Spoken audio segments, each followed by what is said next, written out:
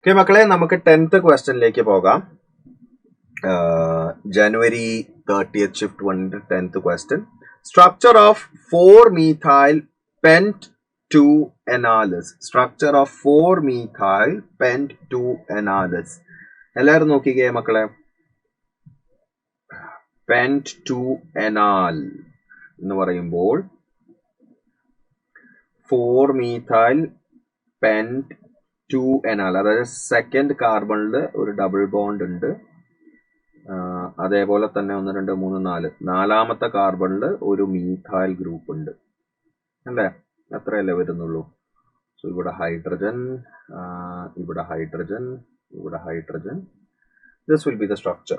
CHO C double bond C, CHO CH double bond CH, CH CS3.